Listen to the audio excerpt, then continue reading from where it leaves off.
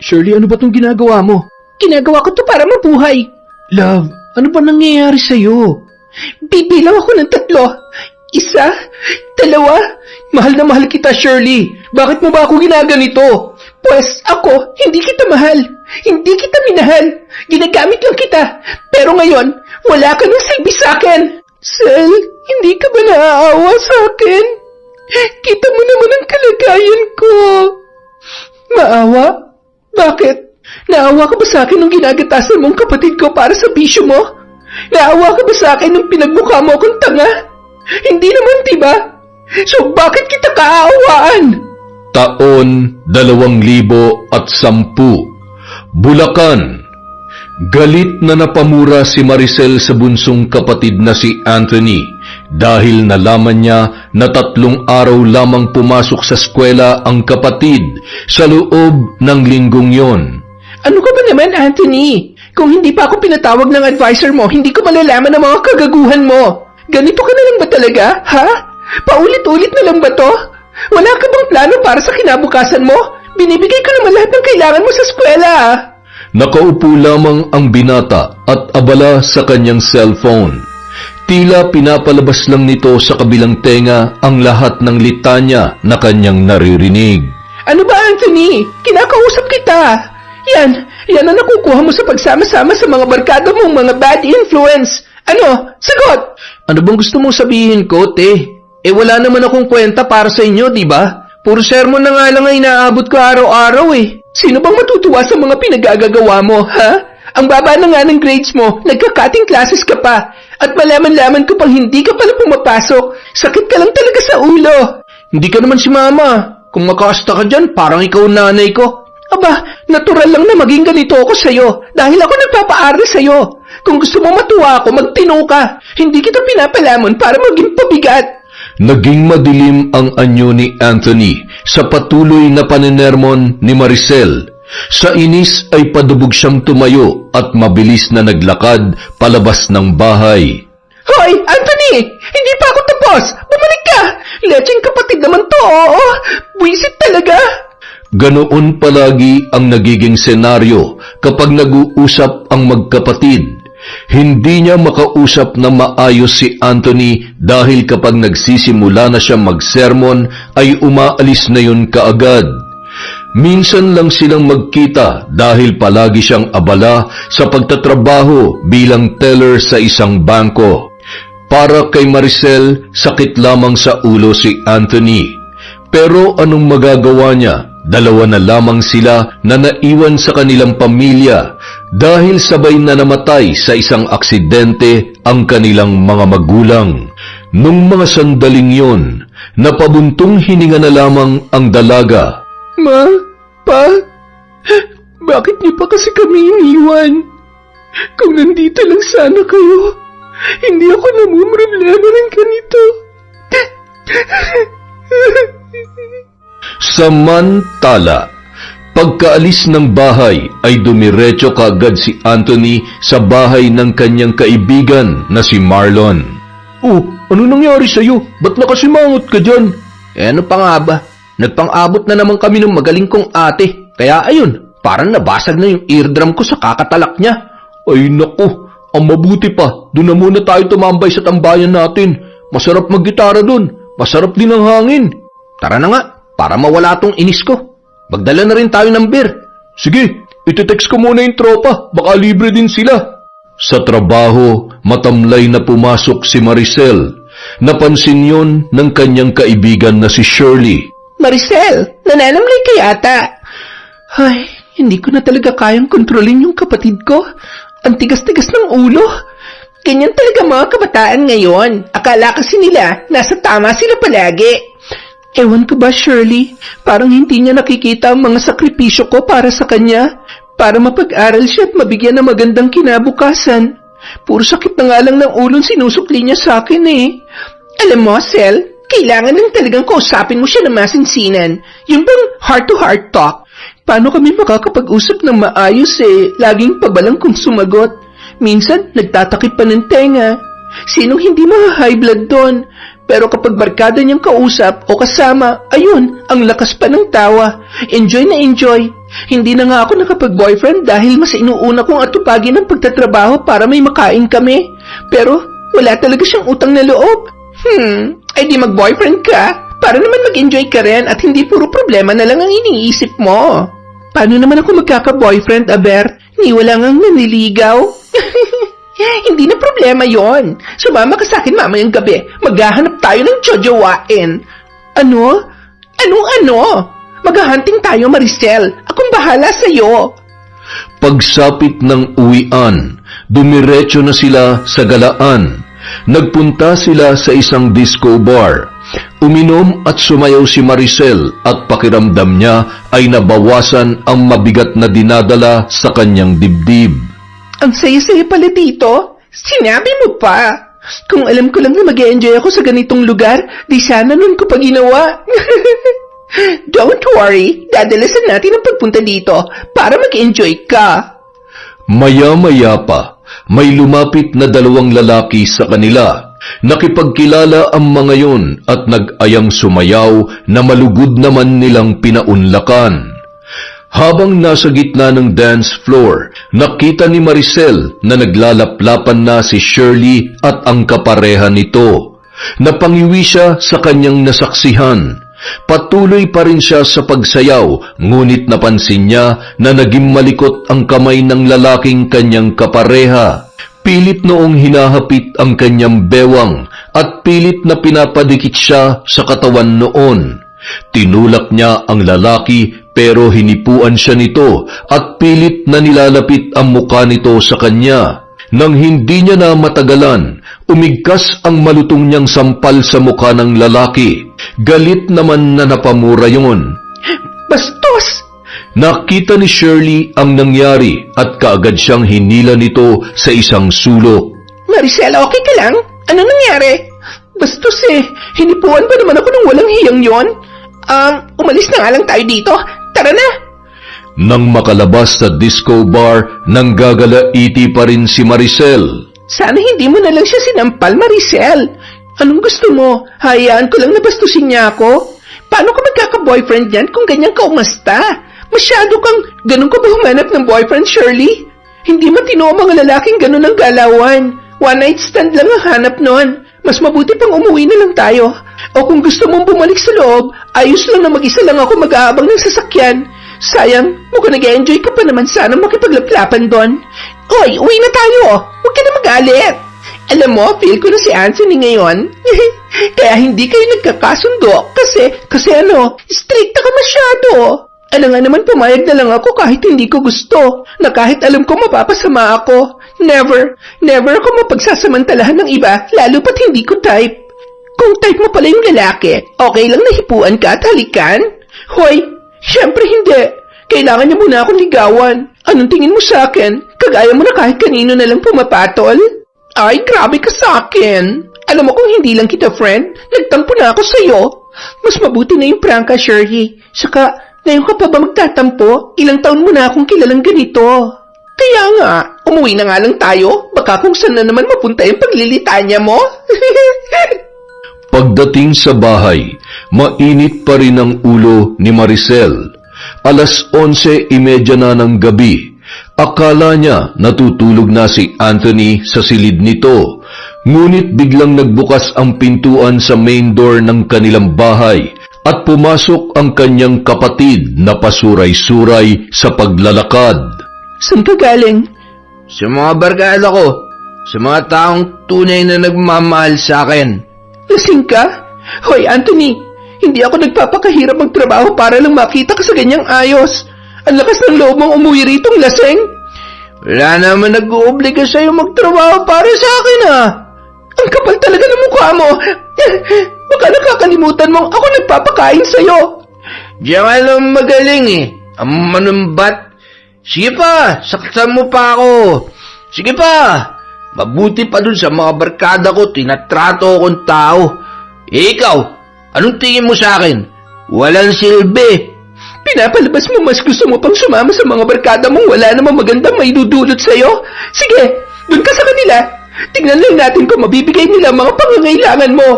Pagkatapos magsalita ng dalaga, padabog na lumabas ng bahay si Anthony. Saan ka pupunta? Sabi mo, dun ako sa kanila, di ba? Kahit kailan sakit ka talaga sa ulo. Leche ka! Malakas na ibinalya ni Anthony ang pinto. Naiwan naman ang kanyang ate na nanggagalaiti pa rin. Sawang-sawa na ako sa katigasan ng ulo mo. Bahala ka na sa buhay mo. Mabilis na nilak ni Maricel ang pinto at pumasok na sa kanyang silid. Samantala, si Anthony ay doon na nakatulog sa labas ng kanilang bahay.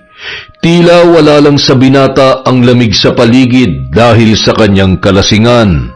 Makalipas ang ilang oras, hindi pa rin makatulog si Maricel.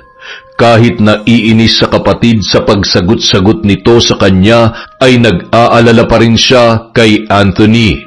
Kaya naman, tinawagan niya ang kaibigan nito na si Marlon. Pero mukhang tulog na rin ang lalaki sa kabilang linya dahil panay lang ang ring ng cellphone nito at hindi sumasagot. Makalipas ang ilang sandali, napabuntong hininga na lamang si Maricel at lumabas sa kanyang silid. Sumilip siya sa bintana at nakita niya ang kapatid na natutulog sa may gilid ng kanilang pintuan.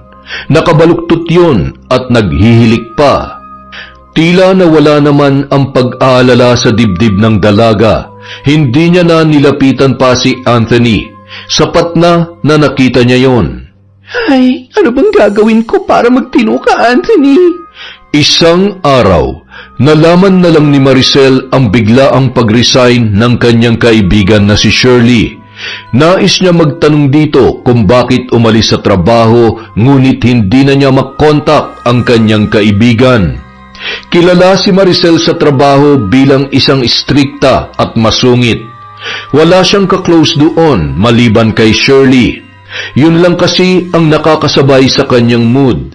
At dahil sa biglaang paglalaho nito, wala na tuloy siyang mapagsabihan ng kanyang mga problema na laging tungkol sa kapatid niya na si Anthony. Ano ba kasing nangyari sa babaeng yon? Hindi na rin makontak. Ay... Makalipas ang 2 buwan, noon lamang nagpakita sa kanya ang kaibigan.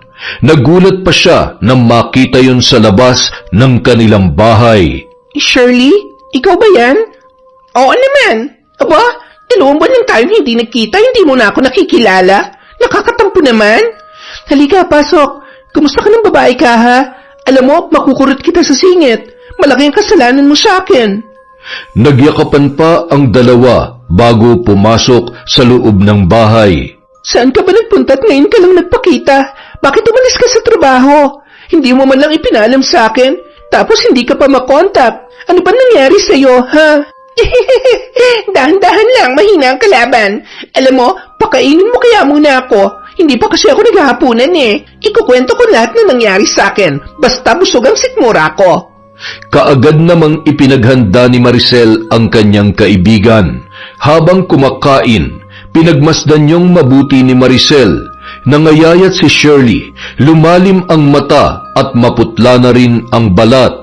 Bigla siyang napaisip kung ano nga kaya ang pinagdaraanan ng kanyang kaibigan. Natahimik ka dyan, Sel. Ha? May iniisip lang ako. Sige, kumain ka lang dyan. Pasensya ka na, Sela. Gutom na gutom talaga kasi ako eh. Ang totoo niyan, 1 araw na akong walang kain. Nagkaproblema kasi ako. Mahilap ang pera sa akin ngayon, kaya heto, kinapalan ko na mukha ko na pumunta dito para makakain. Saka, alam mo Shirley, kung ano man yung problema mo, sabihin mo na lang. Baka makatulong ako sa'yo. Ang totoo niyan, sobrang laki ng problema ko ngayon. Hindi ko alam kung saan ako kukuha ng malaking halaga para malutas ang problema ko. Bakit? Ano bang problema mo? Nakadispal ko ako ng pera, 100,000. Nascam kasi ako eh. May isang kakilalang nag-offer sa akin ng investment kasi nga malaki ang tubo. Akala ko kikita ako pero naloko ako nung nagalok sa akin. Ngayon hinahabol na ako ng kakilala ko dahil nga sa perang hiniram ko na akala niya ako nang iskam sa kanya. Hindi siya naniniwalang naskam lang din ako. Nabiktima lang kaming dalawa. Naku, problema nga yan. Kaya ka ba huminto sa trabaho natin dahil dyan? Oo, akala ko kasi nasa pag-i-invest ko na yun ang swerte ko eh. Yan na pala mo. Paano ang daya-daya mo kasi? Wala ka naman kasing pasabi na magre-resign ka na pala. Bigla ka na lamang nawala. Hindi pa matawagan. Ganyan ka ba talaga? Kapag yumayaman na, nag-iiba ng ugali? Sorry talaga, Sel. Siguro masyado lang ako na-excite nun. Kaya hindi ko na nabanggit sa'yo. Nag-iba na rin kasi ako ng numero tapos nakalimutan ko pang isave ang number mo. Pero huwag ka mag-alala. Ibibigay ko tong new number ko sa'yo ngayon. Jesus, pambawi, ganon. Sandali lang ha. May kukunin lang ako sa kwarto. Pagtalikod ni Maricel, siya namang pasok sa loob ng bahay ni Anthony. Napakunot pa ang noo niya nang makita ang isang babae sa harap ng hapag. Kaagad namang ngumiti si Shirley sa kanya nang mapansin ang kapatid ni Maricel. Hi! Hula ko ikaw si Anthony. Yung kapatid ni Maricel? Oo, ako nga. Kaibigan ka ng ate ko? Oo, ako si Shirley. Halika, kain tayo. Marami naman itong hinanda ng ate mo eh. Saluhan mo ako. Hula ko, hindi ka pa naghahapunan. Sige. Kung kasing ganda mo naman ang kasalo ko sa hapunan, hindi na ako tatanggi. Uy, nang bola pa. Nakakahiya naman. Hindi yun bola, totoo kaya yun. Oh, Anthony, nandito ka na pala. Maghapunan ka na, sabayan mo na si Shirley. Saan ka ba nang galing? Basang-basa ka na naman ng pawis. Dun kila Marlon. Napasarap yung basketball eh. Magbibihis lang ako. Excuse muna, Shirley ha. Sige, Anthony. Hintayin na lang kita para sabay na tayong kumain. Napatingin pa si Maricel sa kapatid na nagmamadaling nagtungo sa sariling silid para magbihis ng panibagong damit. Anong sabi nun? Shirley? Shirley lang talagang tawag niya sa'yo? Kahit kailan talaga, pasensya ka na ha? Hindi ka na ginalang ng kapatid ko. Anong hindi? Ang bait kaya niya. Saka, ang pogi pala ng kapatid mo, Maricel. Hot na hot. Tingin ko bagay kami. Gaga, 17 years old lang yon. 26 ka naman ng Shirley. Ano naman? Age doesn't matter naman, di ba? Lukarit ka talaga. Biglang natahimik ang dalawang babae sa paglapit ni Anthony. Habang kumakain, panay ang ngiti ni Shirley sa lalaki na tila ba nagpapakyut. Nang dumako naman ang paningin niya kay Maricel, nakita niya na nakakunot ang mukha noon, dahilan upang siya ay matawa. Bakit, Shirley? Ate Shirley, nakatatanda siya sa'yo. Naku, Sel, ayos lang yon. Pasensya ka na, Ate Shirley. Matapos ang hapunan, nag-usap ang dalawang magkaibigan. Samantala si Anthony naman naghugas ng kanilang pinagkainan. Alam kong hindi ito sapat para malutas ang problema mo, Shirley, pero sana makatulong. Iniabot ni Maricel ang isang sobre sa kamay ng kanyang kaibigan. Ha? Ano to? Pagbukas ng sobre, nanginginig at napaiyak si Shirley sa sobrang tuwa. Sel, hindi ko naman hihingi. Tulong ko yan sa'yo. Hindi mo na kailangan bayaran, okay? Salamat, Sel. Maraming salamat. Ano ka ba? Sino pa bang magtutulungan? Akin ang bagong number mo. Isa-save ko lang para matawagan kita at makumusta. Pinadalhan pa ng groceries ni Maricel ang kanyang kaibigan at ipinahatid pa kay Anthony sa sakayan ng jeep. Buti nakakasundo mong ate ko, Ate Shirley. Mukha kasing wala yung kaibigan kasi napakasungit. Hindi naman. Mabait ang ate mo. Prank ka nga lang. Saka kung bad mood siya, nananahimik lang ako. Kaya magkasundo kami kasi hindi ko siya kinukontra. Habang naghihintay ng masasakyan, nagpalitan pa ng numero ang dalawa. Pagsakay ni Shirley sa jeep ay saka palang umuwi ang binata. Simula ng gabing yon, nagpapalitan na ng messages sina Anthony at Shirley. Pare, mukhang abalang-abala ka sa cellphone mo ah. May nililigawan ako, pare. Kaso, mukhang pinahihirapan ako eh. Naku, kailangan lang ng konting pampakilig yan. Daanin mo sa mga mabulaklak na salita, pre. Magaling ka naman dun, di ba? Bibigay din yan. Schoolmate ba natin yan, ha? Hindi, pero kikitain ko siya ngayon para masabi niyang hindi ko siya ginugood time. Yan, ganyan dapat. Matapang. Ipakita mo may bayag ka, pre. Samantala, napapangiti naman si Shirley habang nagsusuklay ng buhok. Nasa loob siya ng inuupahang silid at hinihintay ang pagdating ni Anthony. Bagong ligo siya at natatakpan lang ng tuwalya ang buo niyang katawan. Nang may kumatok sa kanyang pinto, nagspray kaagad ang babae ng pabango at pinagbuksan ang kanyang bisita. Akala ko, nagbibiro ka lang nung sabihin mong pupuntahan mo ako. Hindi ko ugaling magbiro, Ate Shirley. Nandito ako para patunayan ng nararamdaman ko sa'yo. Hindi ko talaga ina-expect to.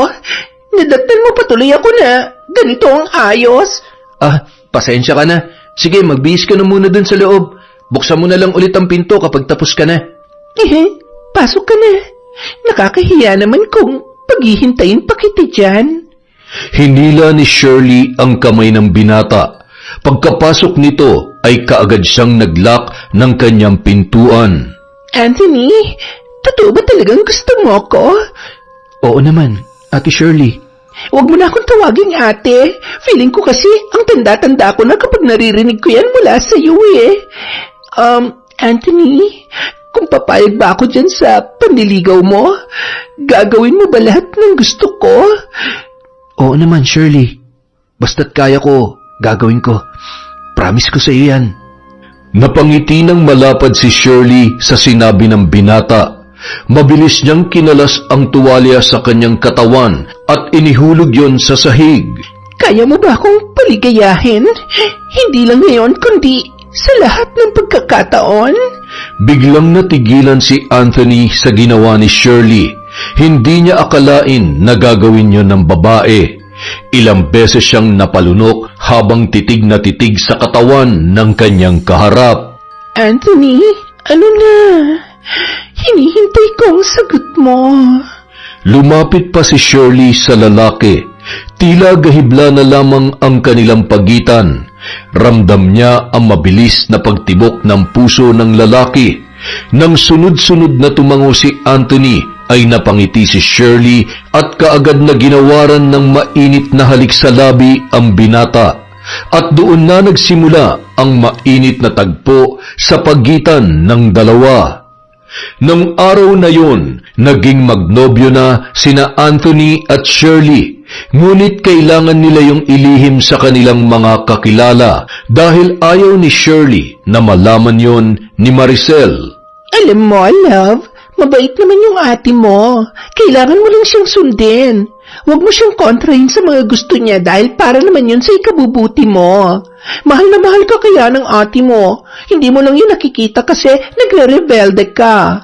Tumatak sa isip ni Anthony ang mga sinabing yon ni Shirley. Naisip niya na baka nga laging mainit ang ulo ng kanyang ate dahil pagod na sa trabaho at nagiging pasaway pa siya.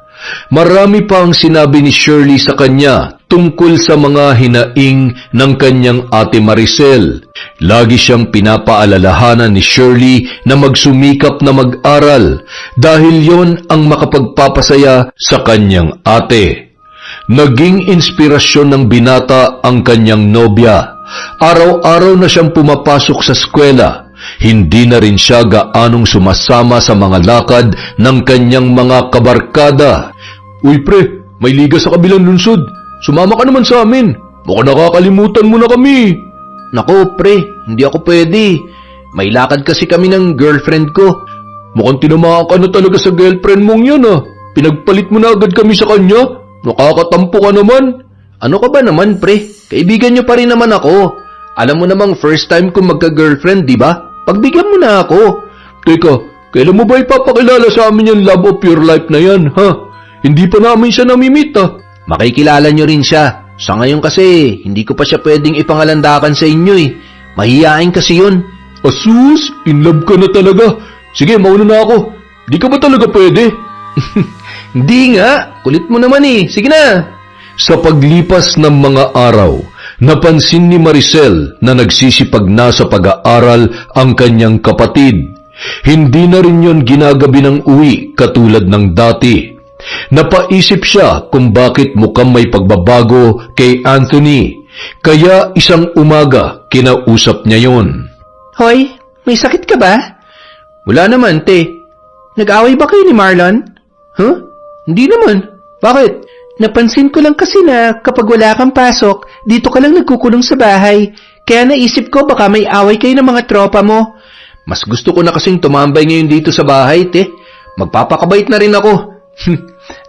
Ate, baka naman pwedeng makahingi ng panload. Naubusan na kasi ako eh. Asus! O siya, sige. Bibigyan kita kasi mukhang nagiging mabait ka naman na ngayon. Sana tuloy-tuloy na yung kabaitan mo, ha, Anthony? Salamat, te, ha. The best ka talaga.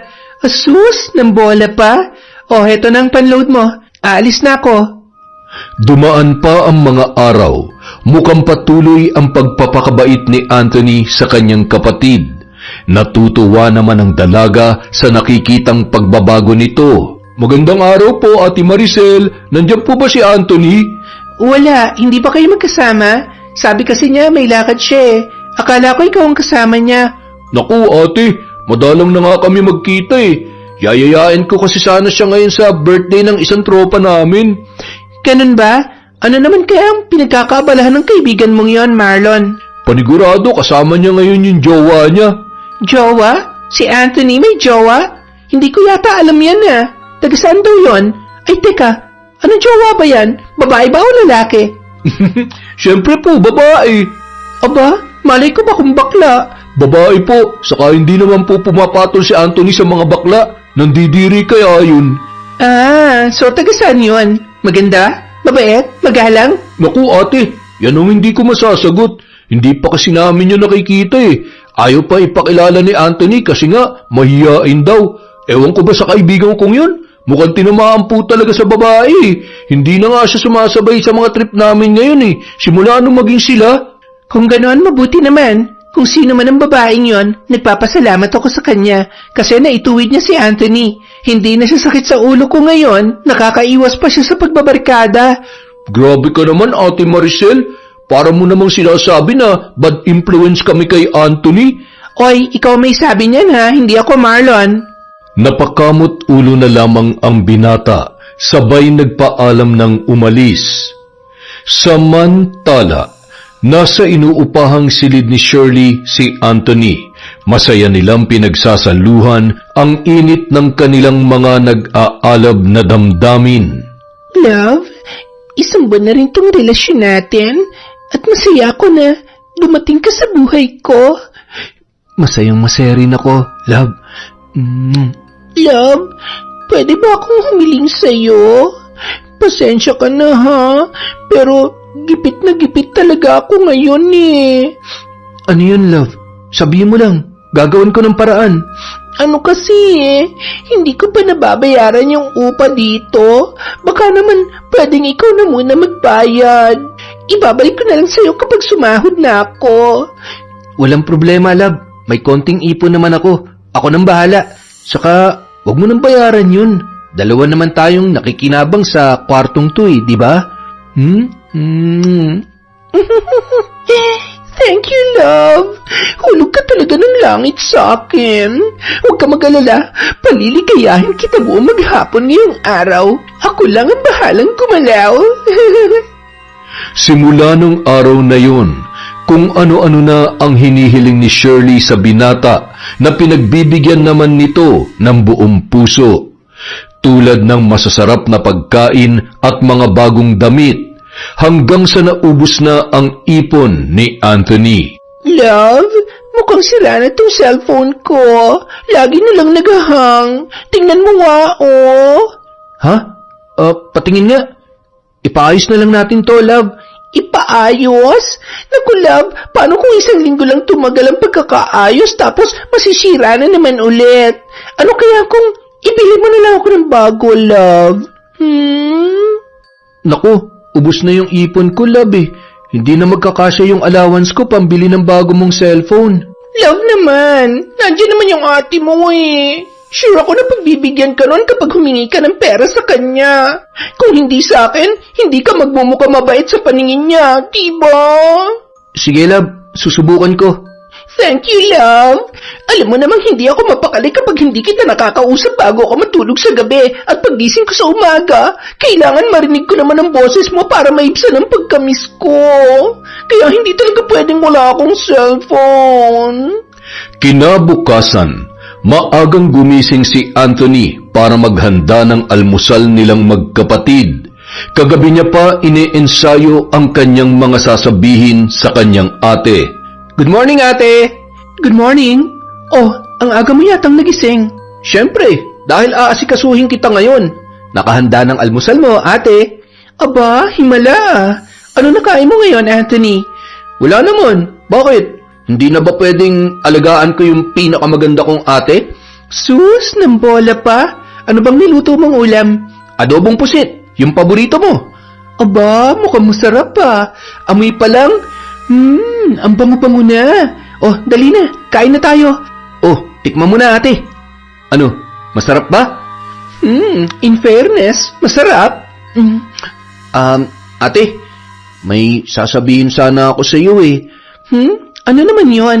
Ay, wait. Ano tong nabalitaan kong may girlfriend ka na raw? Bakit hindi mo pa pinapakilala sa akin? Ha? Hindi pa kasi siya handang makita ka, ate. I mean, makilala. Mahiyain kasi siya. Asus, sabihin mo sa kanya hindi ako nangangain ng tao. Ano bang pangalan niya? Shirley. Shirley? Kapangalan pa nung kaibigan ko, ha? Sandali, hindi naman to yung kaibigan kong si Shirley, no? Siyempre, hindi, ate. Alam mo, mukhang magandang impluensya yung girlfriend mo sa'yo.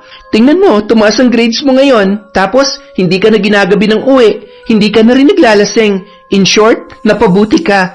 Kaya, salamat sa kanya. Sabihin mo, welcome na welcome siya dito sa bahay. At gustong-gusto ko na siyang makilala.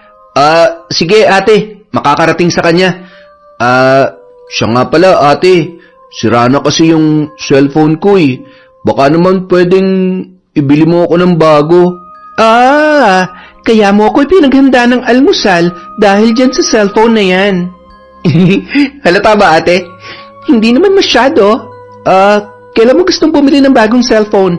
Talaga, ate? Pwede bang mamaya na pagkatapos ng klase ko?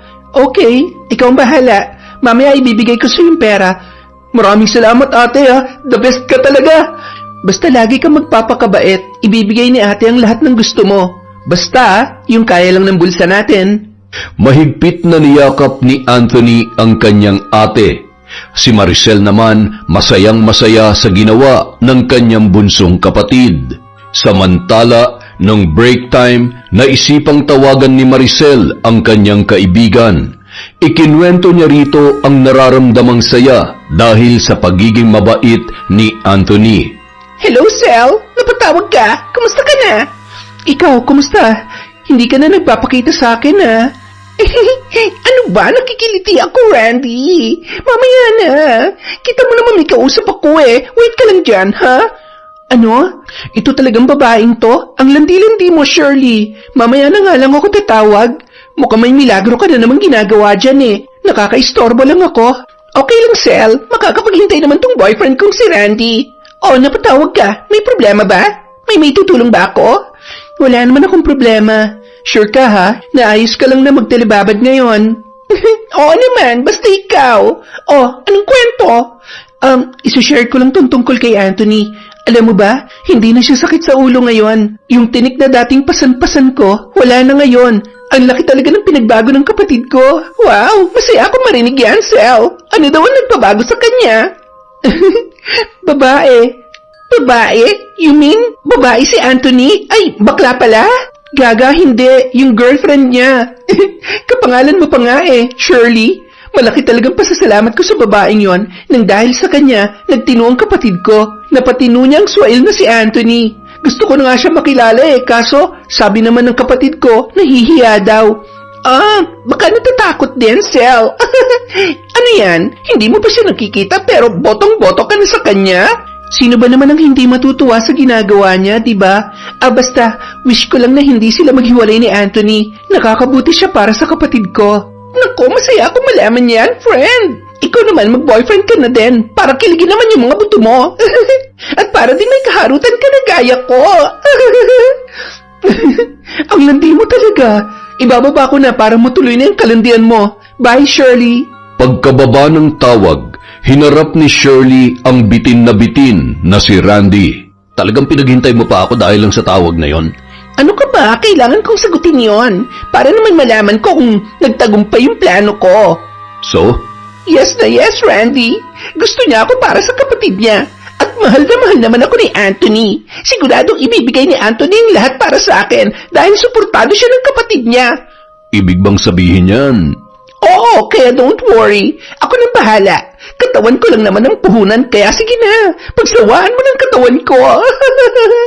Kinagabihan, binisita ni Anthony si Shirley. Dala niya na ang bagong cellphone na binili niya para sa babae. Love, ano nangyari? Mukhang matamlay ka ngayon Pagod na pagod ako sa trabaho, love Ikaw ba naman ang maghapong nakatayo? Alam mo, love, ba't ba kasi napunta ka sa pagiging lady guard? Di ba magkasama naman kayo sa trabaho ni ate dati? Ay, may mga bagay talaga na mahirap ipaliwanag, love. Pero, masaya naman ako ngayon sa trabaho ko kahit nakakapagod. Saan ka nga ba nagagwardya, love? Hanggang ngayon kasi, hindi mo pa rin sinasabi sa akin. Love naman Alam kong once na malaman mo kung saan, lagi ka nalang magpupunta doon. Okay na to nagkakasama tayo kapag day off ko at kapag weekends. Basta, mag-aral ka mabuti, ha? Para matuwa sa'yo si Maricel. Oo nga pala. Pinapasabi ng ate ko na gusto ka na raw niyang makilala. Good influence ka raw kasi sa akin. As if naman magpapakilala ako sa kanya bilang girlfriend mo. Nako, mababatukan ako nun. Kilala ko kaya ang ate mo, saka hindi pa talaga ako handa, love Saka na siguro kapag nakapagtapos ka na, sa ngayon, masaya na ako sa setup natin. Love, may surprise nga pala ako sa'yo. Tada! Wow, love! Nabili mo na! Oo naman, special ka kasi sa akin Ano, happy ka ba? Siyempre naman! Thank you, love Salamat dito sa bagong phone! Oo, tama na. Ang mabuti pa, magpahinga ka na lang muna. Aalis na rin ako, baka kasi hinahanap na ako ni ate. Ayoko magalit sa akin yun ngayon, kaya hihingi ko lang ng pera para dyan sa cellphone mo. Okay, love. Hindi na kita pipigilan. Mag-iingat ka, ha? Maraming salamat. Tatawagan kita dito. Excited na ako. Pagkaalis ni Anthony, agad na tinawagan ni Shirley si Randy. Randy, pwede mo nang kunin tong luma kong phone. And please, huwag mong kalimutang dalhin ng kapalit, ha? Kailangan ko na yan. Sa loob ng ilang buwan, naging maayos ang relasyon ng dalawa. Panay tawag at text lang muna sila habang papalapit na ang exam ng binata. Gusto kasing makakuha ng mataas na marka ni Anthony para maipagmalaki naman siya ng kanyang ate Maricel. Agad na sinang-ayunan naman yon ng kanyang kasintahan na si Shirley. At nang mapasama si Anthony sa mga nakakuha ng mataas na marka, niregaluhan siya ni Maricel ng motor at binigyan pa ng pera. Ate, ang laki naman nito. May motor na nga Deserve mo naman yan dahil pinasaya mo ako. Alam mo namang nagtatrabaho at nagsisikap ako para sa'yo at natutuwa ako dahil hindi mo ako binigo. Next year, magka-college ka na. Mag-aral ka lang na mabuti, Anthony I-treat mo yung girlfriend mo. Deserve niyong dalawa yan. Salamat ate. The best ka talaga. Hindi na tumawag o nag-text si Anthony kay Shirley dahil gusto niyang sorpresahin ang pinakamamahal na nobya. Dumiretso na siya sa inuupahan nito. Nakailang katok pa siya bago siya pinagbuksan ng babae. Naggulat pa si Anthony nang bumungad sa kanya ang anyo ni Shirley. Magulo ang buhok, magulo ang damit, malalaki ang nangingitim na eye bags, at iba ang kanyang amoy. Tila hindi yun naliligo. Love, bakit hindi mo sinabing pupunta ka dito? Love, ano nangyari sa'yo? Bakit ganyan ang itsura mo? Ano kasi, love? Hindi magandang pakiramdam ko nitong mga nakaraang araw, kaya sa ganitong ayos mo ako naabutan. Pero medyo okay naman na ako ngayon kasi nandito ka na. Yayayain lang sana kitang kumain sa labas, pero mas okay na magpa-deliver na lang tayo Baka kasi hindi ka pa okay eh. Hindi, magaling na ako. Wait ka lang ha. Maliligo lang muna ako tapos magbibihis then aalis na tayo. Medyo nagugutom na rin kasi ako eh. Sigurado ka ba, love? Parang wala ka pang tulog eh. Kagigising ko lang kaya. Don't worry, love. Ikaw kaya ang gamot ko. Nang makapasok si Shirley sa banyo, iniligpit naman ni Anthony ang mga gamit na nagkalat sa sahig. Makeup, pabango, kumot, pati na rin ang kanyang unan. Meron ding mga plastic. Pansin din ni Anthony na parabang iba ang amoy sa loob ng silid ng kanyang nobya. Naging masaya sa kanilang date ang magkasintahan. Halos hating gabi na nang sila ay makauwi sa inuupahan ni Shirley. Love, hindi ka ba hahanapin ni Maricel? Hindi, love. Alam naman niya na ikaw ang kasama ko eh. Mabuti naman kung ganon. So, dito ka matutulog? Kung okay lang sa'yo. Hindi okay. Okay na okay. Nang gabing yun, pinagsaluhan nila ang nag-aalab na tagpo sa ibabaw ng lumalaginit na katre. Dala ng matinding salpukan, unang nakatulog ang binata. Nang masigurong tulog na si Anthony, kinuha ni Shirley ang wallet nito at nakita ang laman noon na pera. Napangisi pa siya bago sumampa ulit sa kama. Kinaumagahan, matapos na magkape ay nagpresenta si Anthony na ihatid na si Shirley sa trabaho, pero tumanggi ang dalaga. Hindi na muna ako papasok, love. Medyo mabigat pa rin ang pakiramdam ko eh. Nakalive naman ako ng 1 linggo. Ako naman, uuwi na muna, love. Kailangan ko kasing magpabango kay ate. Alam mo na, dapat good boy lagi. Love, may extra ka bang pera dyan? Need ko kasi ng gamot eh. Ha? Anong gamot? Gusto mo ibili na kita? Ako na lang. Mag-grocery din sana ako mamaya. O sige, etong pera sa gamot at para naman sa groceries mo. Tapos, mag-iiwan na rin ako para pang snacks mo, love. Mag-iingat ka dito, ha? Okay, love. Ingat ka rin. I love you. I love you too. Nang makaalis ang binata, dali-daling nagdial si Shirley sa kanyang cellphone. Hello, Randy. Meron ka ba dyan? Pumunta ka dito, dali. Isang araw, habang namamasyal sina Shirley at Anthony sa park sa kabilang syudad, aksidenteng nakita sila ni Marlon. Naku, yan pala yung sinasabi niya nobya. Maganda naman ang hubog ng katawan, maputi at sexy. Teka nga, kailangan ko makita ang muka para masabi kong maganda talaga. Ang tagal naman lumingon dito ng babae. Malapitan nga, mukhang nilalanggam na sa sobrang kaswitan eh. Nakangiting lumapit si Marlon sa kanyang kaibigan at sa girlfriend nito. Pre, naku, dito pala kayo nagde-date ha? Marlon, pre. Si Shirley nga pala, girlfriend ko. Love, si Marlon, kaibigan ko. Hi, kumusta? Sinipat na maigi ni Marlon si Shirley. Nakipagkamayon sa kanya at kinamayan niya rin ang dalaga. Matagal na naming sinasabi kay Anthony na ipakilala ka sa amin kaso ayaw mo raw. Finally, na-meet na rin kita. Ngayon, alam mo na kung bakit nahihiya ako makipagkilala sa inyo. Malaki ang age gap namin ng kaibigan nyo. Ayokong pagtawanan nyo siya dahil pumatol siya sa akin. Di naman problema yun.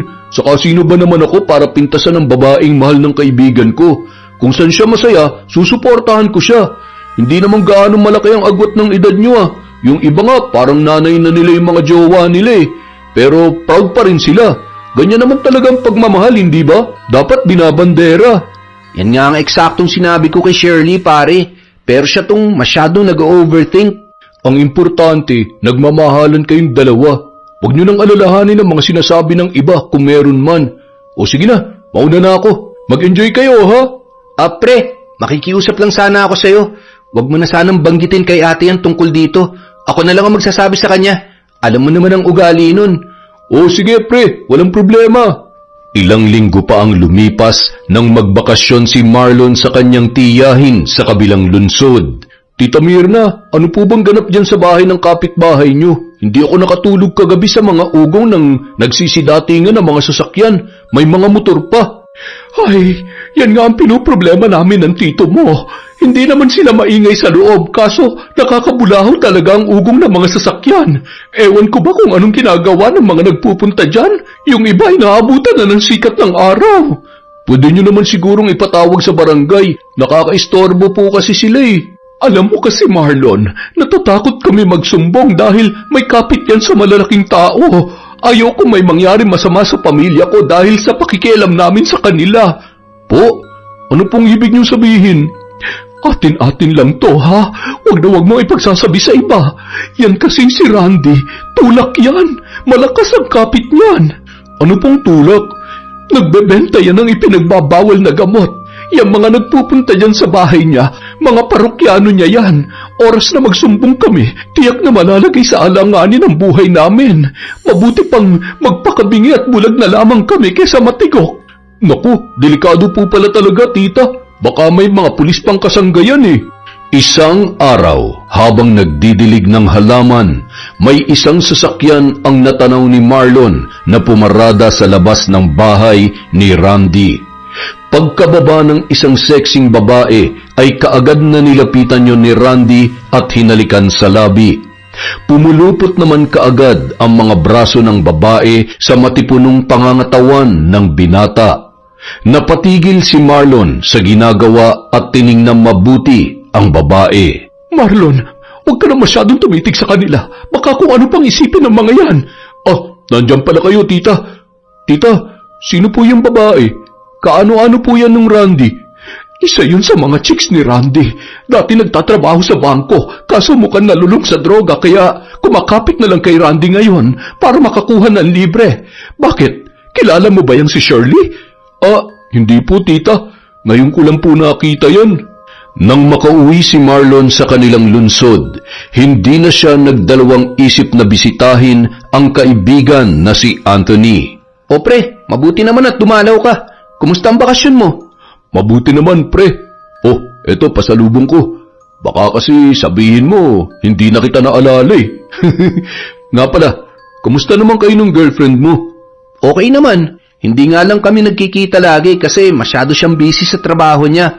Ah, may trabaho pala siya. Ano naman?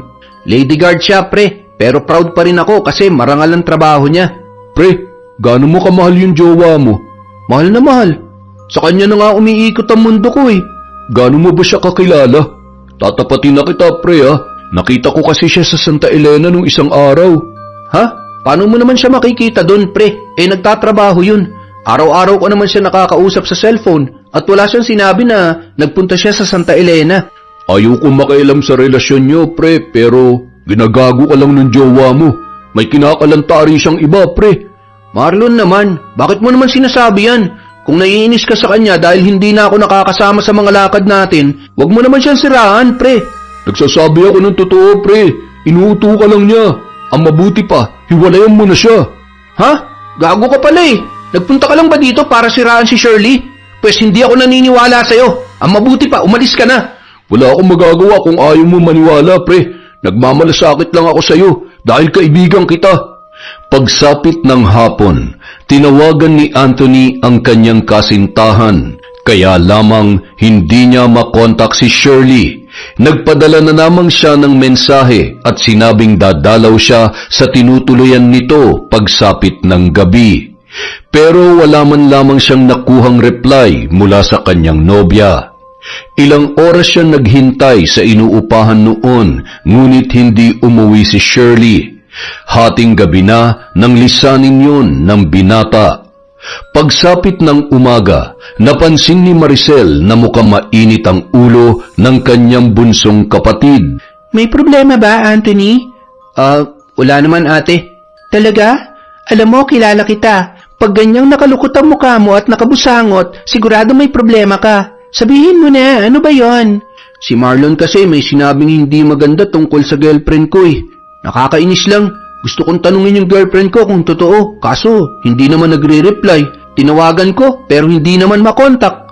Kung may tiwala ka sa girlfriend mo, kahit ano pang paninira ang gawin ng iba sa kanya, hindi mo yung didibdibin. Lahat naman tayo may mga bad sides. At sa tingin ko naman, mabuting tao yung girlfriend mo. Tingnan mo nga na ilayo ka niya sa mga barkada mong masama ang impluensya. Baka busy lang din siya o baka lobat kaya hindi makontak. Pagsapit ng tanghali, tumawag si Shirley sa kanyang nobyo. Kaagad namang napawi ang inis at pag-aalala na nararamdaman ni Anthony. Pinuntahan niya si Shirley pagsapit ng 5:00 ng hapon sa inuupahan nito dahil nakauwi na raw ang babae mula sa kanyang trabaho. Sorry talaga, love, ha? Lobat yung cellphone ko kahapon eh. Hindi na ako nakapag-charge kasi inaya ako ng kasamahan ko sa kanila. Birthday niya kasi. Doon na rin ako natulog. Medyo nalasing ako ng konti. Ayos lang, love. Love? Shirley, ano ba tong ginagawa mo? Ginagawa ko to para mabuhay. Love, ano ba nangyayari sa'yo? Bibilang ako ng 3. 1, 2. Mahal na mahal kita, Shirley. Bakit mo ba ako ginaganito? Pues ako, hindi kita mahal. Hindi kita minahal. Ginagamit lang kita. Pero ngayon, wala ka nang silbi sa'kin. Sel, hindi ka ba naaawa sa'kin? Kita mo naman ang kalagayan ko. Maawa? Bakit? Naawa ka ba sa'kin nung ginagatasan mong kapatid ko para sa bisyo mo? Naawa ka ba sa'kin nung pinagmukha mo akong tanga?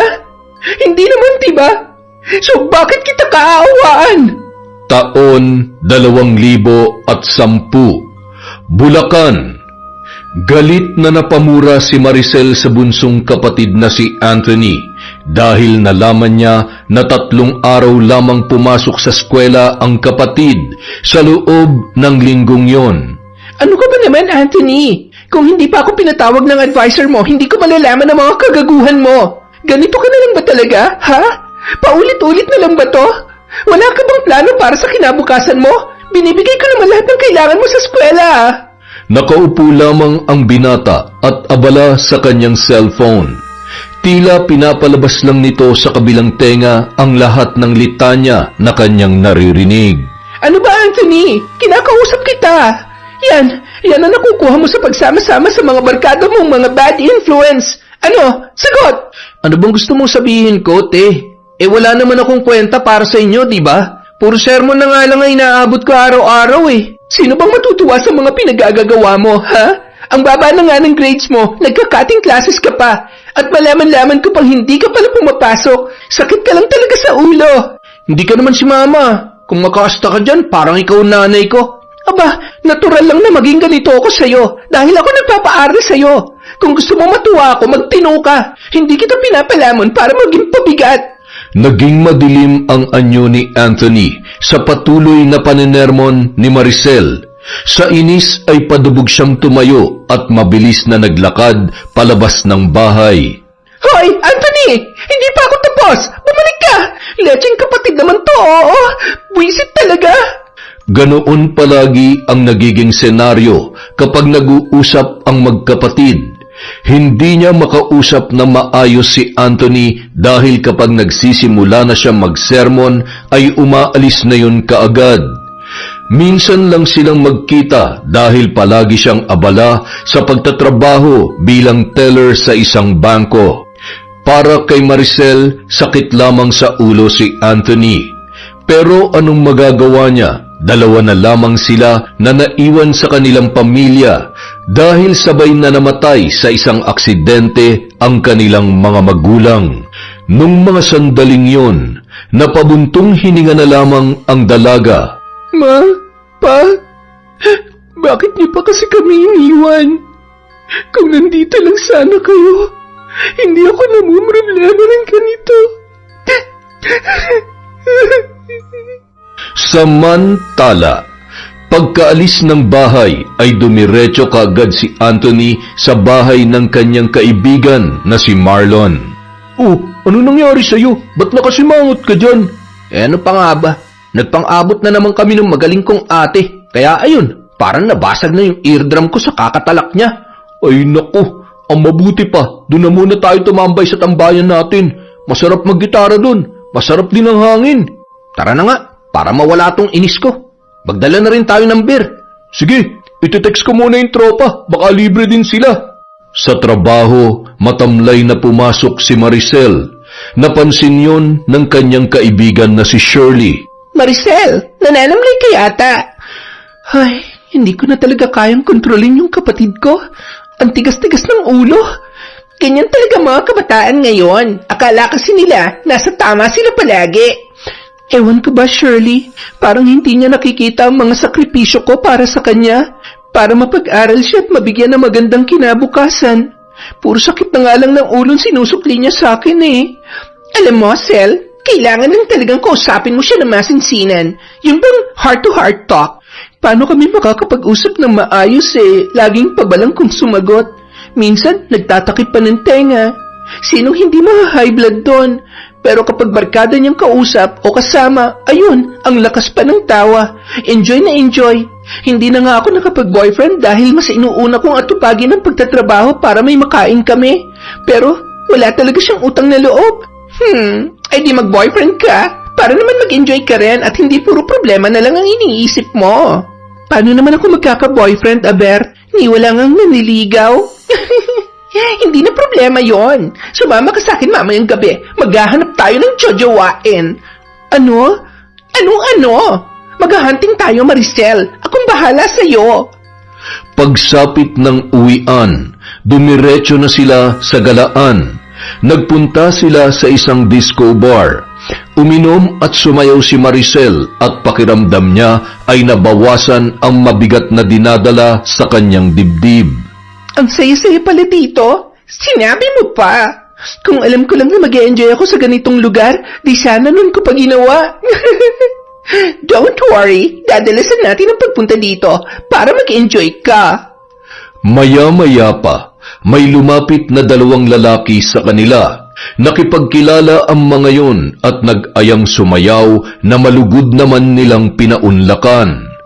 Habang nasa gitna ng dance floor, nakita ni Maricel na naglalaplapan na si Shirley at ang kapareha nito.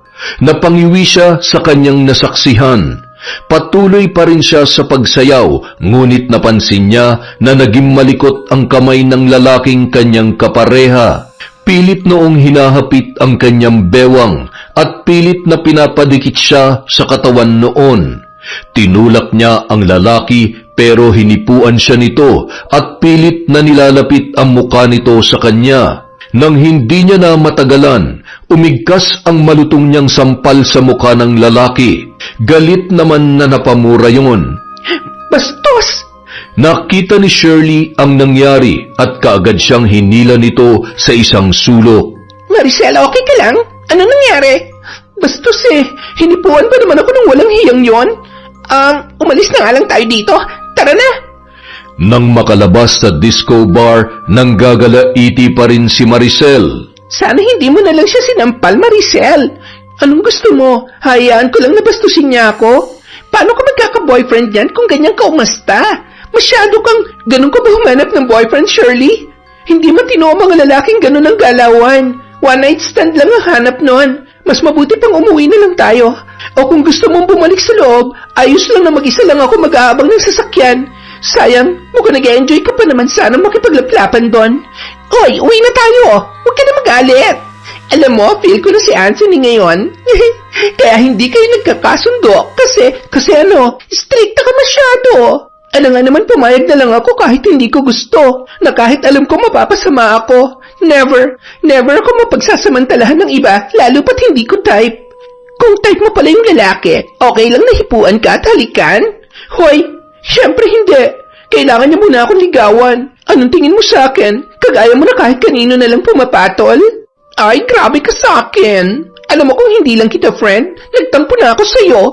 Mas mabuti na yung prank ka, Shirley. Saka, ngayon ka pa ba magtatampo? Ilang taon mo na akong kilalang ganito.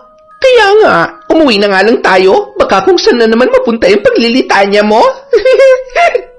Pagdating sa bahay, mainit pa rin ang ulo ni Maricel. 11:30 na ng gabi. Akala niya natutulog na si Anthony sa silid nito. Ngunit biglang nagbukas ang pintuan sa main door ng kanilang bahay at pumasok ang kanyang kapatid na pasuray-suray sa paglalakad. Saan ka galing? Sa mga barkada ko, sa mga taong tunay na nagmamahal sa akin. Lasing ka? Hoy, Anthony, hindi ako nagpapakahirap magtrabaho para lang makita ka sa ganyang ayos. Ang lakas ng loob mong umuwi ritong lasing. Wala naman nag-uubliga sa'yo magtrabaho para sa akin, ha? Ang kapal talaga ng mukha mo. Baka nakakalimutan mong ako nagpapakain sa'yo. Diyan ka lang magaling, eh. Ang manumbat. Sige pa, saktan mo pa ako. Sige pa.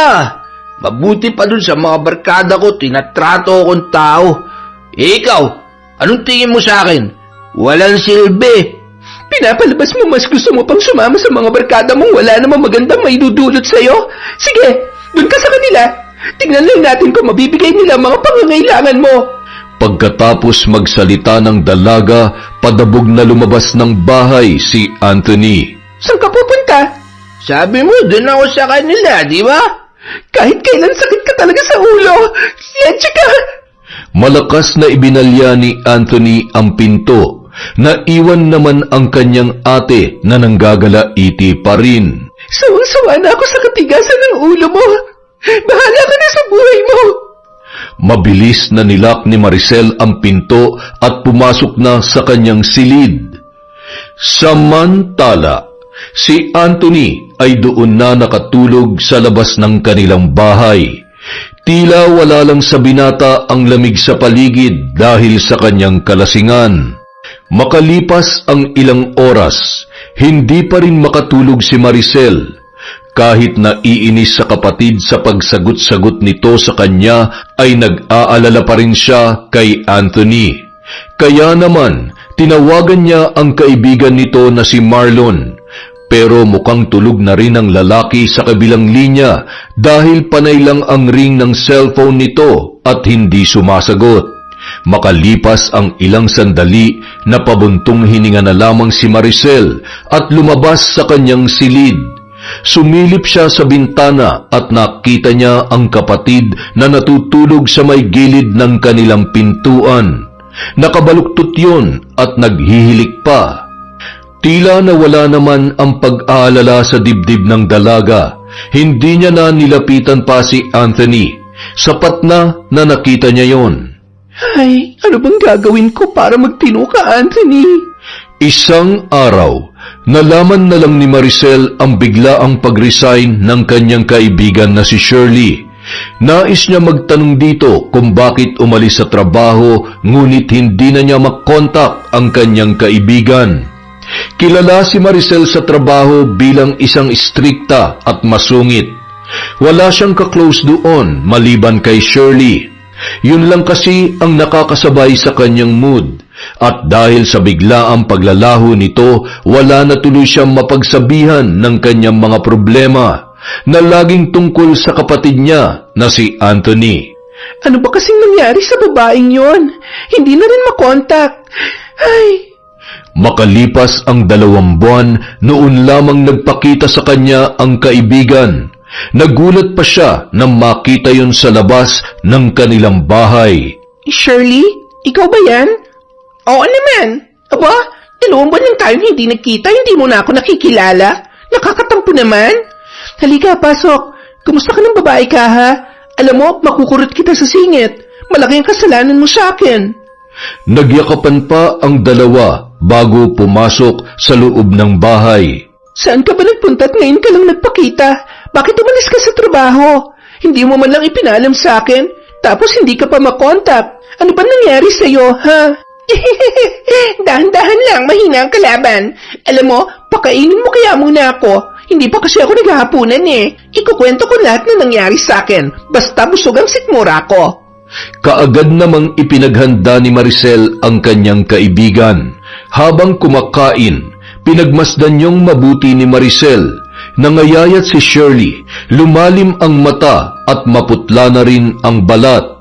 Bigla siyang napaisip kung ano nga kaya ang pinagdaraanan ng kanyang kaibigan. Natahimik ka dyan, Sal. Ha? May iniisip lang ako. Sige, kumain ka lang dyan. Pasensya ka na, Sela. Gutom na gutom talaga kasi ako eh. Ang totoo niyan, 1 araw na akong walang kain. Nagka-problema kasi ako. Mahilap ang pera sa akin ngayon, kaya heto, kinapalan ko na mukha ko na pumunta dito para makakain. Saka, Alam mo, Shirley, kung ano man yung problema mo, sabihin mo na lang. Baka makatulong ako sa'yo. Ang totoo niyan, sobrang laki ng problema ko ngayon. Hindi ko alam kung saan ako kukuha ng malaking halaga para malutas ang problema ko. Bakit? Ano bang problema mo? Nakadispal ko ako ng pera, 100,000. Nascam kasi ako eh. May isang kakilalang nag-offer sa akin ng investment kasi nga malaki ang tubo. Akala ko, kikita ko pero naloko ko nung nagalok sa akin. Ngayon hinahabol na ako ng kakilala ko dahil nga sa perang hiniram ko na akala niya ako nang iskam sa kanya. Hindi siya naniniwalang na-scam lang din ako. Nabiktima lang kaming dalawa. Naku, problema nga yan. Kaya ka ba huminto sa trabaho natin dahil dyan? Oo, akala ko kasi nasa pag-i-invest ko na yun ang swerte ko eh. Yan na pala mo. Paano ang daya-daya mo kasi? Wala ka naman kasing pasabi na magre-resign ka na pala. Bigla ka na lamang nawala. Hindi pa matawagan. Ganyan ka ba talaga? Kapag yumayaman na, nag-iiba ng ugali? Sorry talaga, Sel. Siguro masyado lang ako na-excite nun. Kaya hindi ko na nabanggit sa'yo. Nag-iba na rin kasi ako ng numero tapos nakalimutan ko pang isave ang number mo. Pero huwag ka mag-alala. Ibibigay ko itong new number ko sa'yo ngayon. Jesus, pambawi, ganon. Sandali lang ha. May kukunin lang ako sa kwarto. Pagtalikod ni Maricel, siya namang pasok sa loob ng bahay ni Anthony. Napakunot pa ang noo niya nang makita ang isang babae sa harap ng hapag. Kaagad namang ngumiti si Shirley sa kanya nang mapansin ang kapatid ni Maricel. Hi! Hula ko ikaw si Anthony. Yung kapatid ni Maricel? Oo, ako nga. Kaibigan ka ng ate ko? Oo, ako si Shirley. Halika, kain tayo. Marami naman itong hinanda ng ate mo eh. Saluhin mo ako. Hula ko, hindi ka pa naghahapunan. Sige. Kung kasing ganda mo naman ang kasalo ko sa hapunan, hindi na ako tatanggi. Uy, nang bola pa. Nakakahiya naman. Hindi yun bola, totoo kaya yun. Oh, Anthony, nandito ka na pala. Maghapunan ka na, sabayan mo na si Shirley. Saan ka ba nang galing? Basang-basa ka na naman ng pawis. Dun kila Marlon. Napasarap yung basketball eh. Magbibihis lang ako. Excuse muna, Shirley ha. Sige, Anthony. Hintayin na lang kita para sabay na tayong kumain. Napatingin pa si Maricel sa kapatid na nagmamadaling nagtungo sa sariling silid para magbihis ng panibagong damit. Anong sabi nun? Shirley? Shirley lang talagang tawag niya sa'yo? Kahit kailan talaga, pasensya ka na ha? Hindi ka na ginalang ng kapatid ko. Anong hindi? Ang bait kaya niya. Saka, ang pogi pala ng kapatid mo, Maricel. Hot na hot. Tingin ko bagay kami. Gaga, 17 years old lang yon. 26 ka naman ng Shirley. Ano naman? Age doesn't matter naman, di ba? Lukarit ka talaga. Biglang natahimik ang dalawang babae sa paglapit ni Anthony. Habang kumakain, panay ang ngiti ni Shirley sa lalaki na tila ba nagpapakyut. Nang dumako naman ang paningin niya kay Maricel, nakita niya na nakakunot ang mukha noon, dahilan upang siya ay matawa. Bakit, Shirley? Ate Shirley, nakatatanda siya sa'yo. Naku, Sel, ayos lang yon. Pasensya ka na, Ate Shirley. Matapos ang hapunan, nag-usap ang dalawang magkaibigan. Samantala si Anthony naman naghugas ng kanilang pinagkainan. Alam kong hindi ito sapat para malutas ang problema mo, Shirley, pero sana makatulong. Iniabot ni Maricel ang isang sobre sa kamay ng kanyang kaibigan. Ha? Ano to? Pagbukas ng sobre, nanginginig at napaiyak si Shirley sa sobrang tuwa. Sel, hindi ko naman hihingi. Tulong ko yan sa'yo. Hindi mo na kailangan bayaran, okay? Salamat, Sel. Maraming salamat. Ano ka ba? Sino pa bang magtutulungan? Akin ang bagong number mo. Isa-save ko lang para matawagan kita at makumusta. Pinadalhan pa ng groceries ni Maricel ang kanyang kaibigan at ipinahatid pa kay Anthony sa sakayan ng jeep. Buti nakakasundo mo ang ate ko, Ate Shirley. Mukha kasing wala yung kaibigan kasi napakasungit. Hindi naman. Mabait ang ate mo. Prank ka nga lang. Saka kung bad mood siya, nananahimik lang ako. Kaya magkasundo kami kasi hindi ko siya kinukontra. Habang naghihintay ng masasakyan, nagpalitan pa ng numero ang dalawa. Pagsakay ni Shirley sa jeep ay saka palang umuwi ang binata.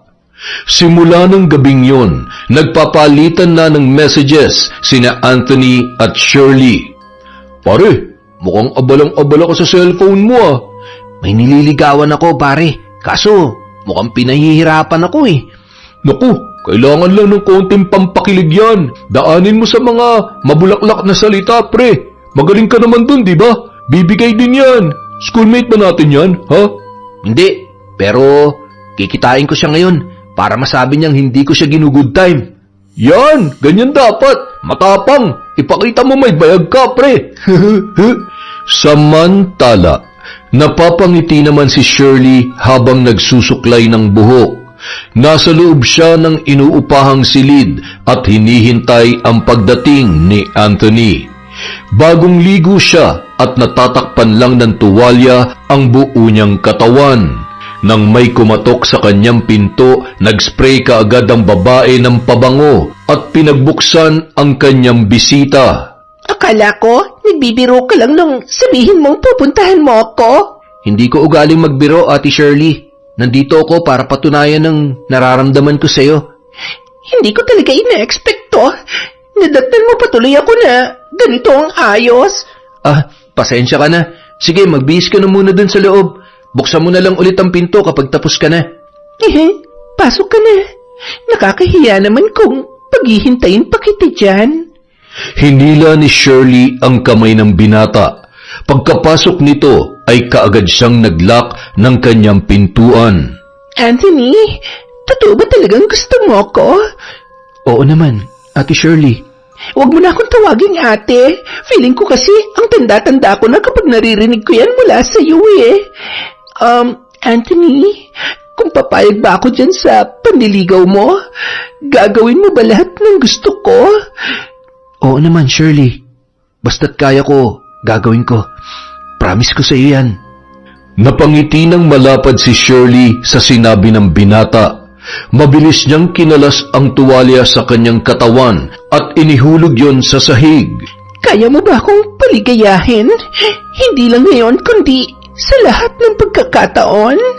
Biglang natigilan si Anthony sa ginawa ni Shirley. Hindi niya akalain na gagawin yon ng babae.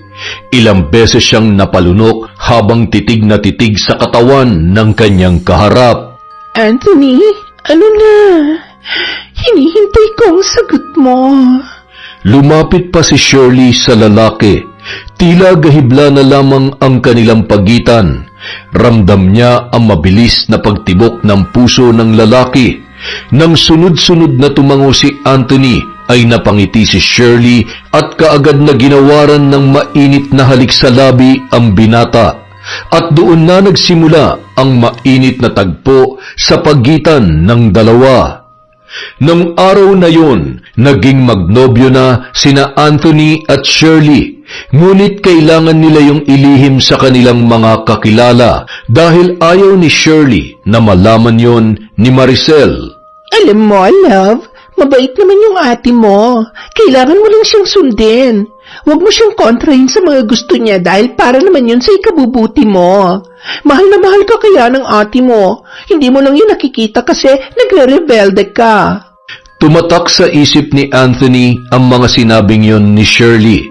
Naisip niya na baka nga laging mainit ang ulo ng kanyang ate dahil pagod na sa trabaho at nagiging pasaway pa siya. Marami pa ang sinabi ni Shirley sa kanya tungkol sa mga hinaing ng kanyang ate Maricel. Lagi siyang pinapaalalahanan ni Shirley na magsumikap na mag-aral dahil yon ang makapagpapasaya sa kanyang ate. Naging inspirasyon ng binata ang kanyang nobya. Araw-araw na siyang pumapasok sa eskwela. Hindi na rin siya gaanong sumasama sa mga lakad ng kanyang mga kabarkada. Uy pre, may liga sa kabilang lunsod. Sumama ka naman sa amin. Mukhang nakakalimutan mo na kami. Nako, pre, hindi ako pwede. May lakad kasi kami ng girlfriend ko. Mukhang tinamaan ka na talaga sa girlfriend mong yan ah. Pinagpalit mo na agad kami sa kanya. Nakakatampo ka naman. Ano ka ba naman, pre? Kaibigan nyo pa rin naman ako. Alam mo namang first time ko magka-girlfriend, di ba? Pagbigyan mo na ako. Teka, kailan mo ba ipapakilala sa amin yung love of your life na yan, ha? Hindi pa namin siya namimit ah. Makikilala nyo rin siya. Sa ngayon kasi, hindi ko pa siya pwedeng ipangalandakan sa inyo eh. Mahihain kasi yun. Asus, in love ka na talaga. Sige, mauna na ako. Di ka ba talaga pwede? Hindi nga, kulit mo naman eh. Sige na. Sa paglipas ng mga araw, napansin ni Maricel na nagsisipag na sa pag-aaral ang kanyang kapatid. Hindi na rin yon ginagabi ng uwi katulad ng dati. Napaisip siya kung bakit mukhang may pagbabago kay Anthony. Kaya isang umaga, kinausap niya yon. Hoy, may sakit ka ba? Wala naman, te. Nag-away ba kayo ni Marlon? Huh? Hindi naman. Bakit? Napansin ko lang kasi na kapag wala kang pasok, dito ka lang nagkukulong sa bahay. Kaya naisip ko baka may away kayo ng mga tropa mo. Mas gusto ko na kasing tumambay ngayon dito sa bahay, te. Magpapakabait na rin ako. Ate, baka naman pwedeng makahingi ng panload. Naubusan na kasi ako eh. Asus! O siya, sige. Bibigyan kita kasi mukhang nagiging mabait ka naman na ngayon. Sana tuloy-tuloy na yung kabaitan mo, ha, Anthony? Salamat, te, ha. The best ka talaga. Asus! Nang bola pa? O, heto na ang panload mo. Aalis na ako. Dumaan pa ang mga araw. Mukhang patuloy ang pagpapakabait ni Anthony sa kanyang kapatid. Natutuwa naman ang dalaga sa nakikitang pagbabago nito. Magandang araw po, Ate Maricel. Nandiyan po ba si Anthony? Wala, hindi ba kayo magkasama? Sabi kasi niya may lakad siya eh. Akala ko ikaw ang kasama niya. Naku, ate, madalang na nga kami magkita eh. Yayayain ko kasi sana siya ngayon sa birthday ng isang tropa namin. Ganun ba? Ano naman kaya ang pinagkakaabalahan ng kaibigan mong yon, Marlon? Panigurado, kasama niya ngayon yung jowa niya. Jowa? Si Anthony may jowa?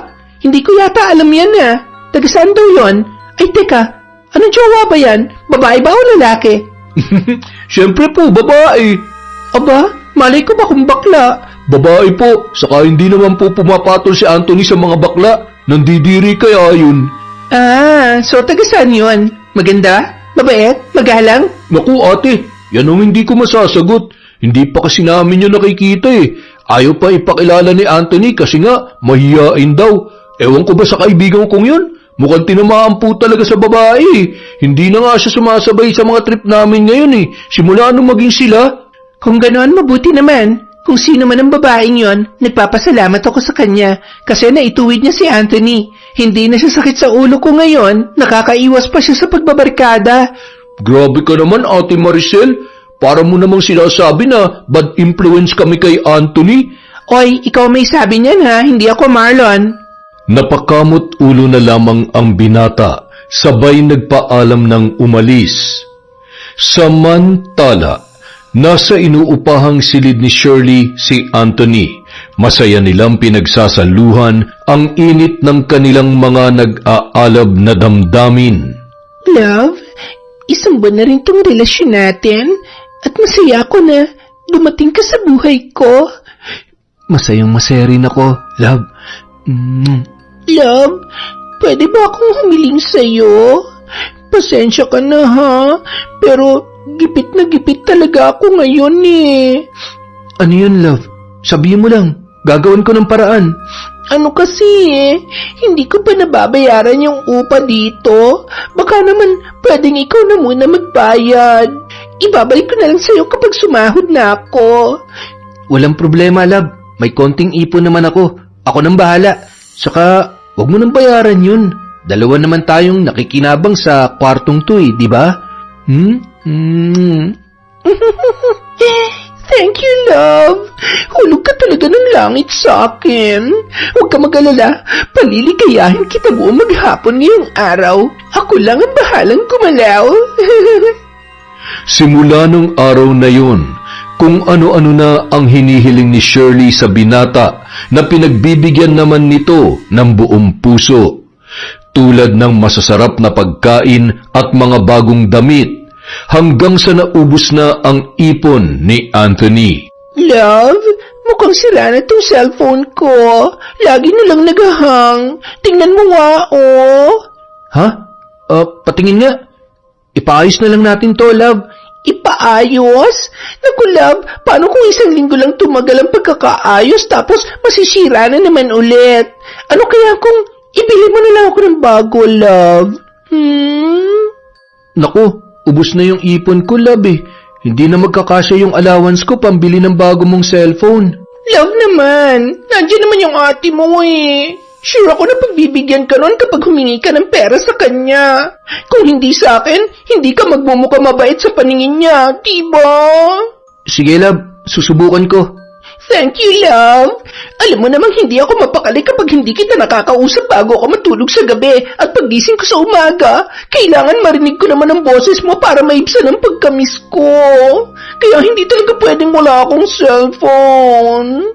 Kinabukasan, maagang gumising si Anthony para maghanda ng almusal nilang magkapatid. Kagabi niya pa ine-ensayo ang kanyang mga sasabihin sa kanyang ate. Good morning, ate. Good morning. Oh, ang aga mo yatang nagising. Siyempre, dahil aasikasuhin kita ngayon. Nakahanda ng almusal mo, ate. Aba, himala. Ano nakain mo ngayon, Anthony? Wala naman. Bakit? Hindi na ba pwedeng alagaan ko yung pinakamaganda kong ate? Sus, ng bola pa. Ano bang niluto mong ulam? Adobong pusit, yung paborito mo. Aba, mukhang masarap pa. Amoy pa lang. Ang bango-bango na. Oh, dali na. Kain na tayo. Oh, tikman mo na, ate.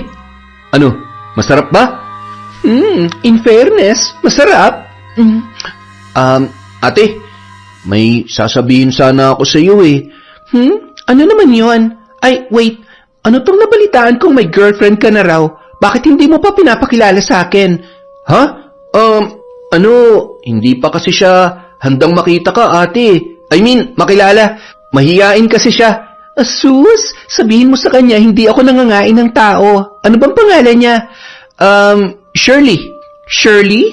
Kapangalan pa ng kaibigan ko, ha? Sandali, hindi naman to yung kaibigan kong si Shirley, no? Siyempre, hindi, ate. Alam mo, mukhang magandang impluensya yung girlfriend mo sa'yo. Tingnan mo, tumaas ang grades mo ngayon. Tapos, hindi ka na ginagabi ng uwi. Hindi ka na rin naglalasing. In short, napabuti ka. Kaya, salamat sa kanya. Sabihin mo, welcome na welcome siya dito sa bahay. At gustong-gusto ko na siyang makilala. Sige, ate. Makakarating sa kanya. Siya nga pala, ate. Sira na kasi yung cellphone ko eh. Baka naman pwedeng ibili mo ako ng bago. Kaya mo ako pinaghanda ng almusal dahil dyan sa cellphone na yan. Halata ba, ate? Hindi naman masyado. Kailan mo gustong bumili ng bagong cellphone? Talaga, ate? Pwede bang mamaya na pagkatapos ng klase ko? Okay, ikaw ang bahala. Mamaya ibibigay ko sa yung pera. Maraming salamat, ate, ha? The best ka talaga. Basta lagi kang magpapakabait, ibibigay ni ate ang lahat ng gusto mo. Basta, yung kaya lang ng bulsa natin. Mahigpit na niyakap ni Anthony ang kanyang ate. Si Maricel naman masayang-masaya sa ginawa ng kanyang bunsong kapatid. Samantala, nung break time, naisipang tawagan ni Maricel ang kanyang kaibigan. Ikinwento niya rito ang nararamdamang saya dahil sa pagiging mabait ni Anthony. Hello, Sel. Napatawag ka? Kumusta ka na? Ikaw, kumusta? Hindi ka na nagpapakita sa akin, ha?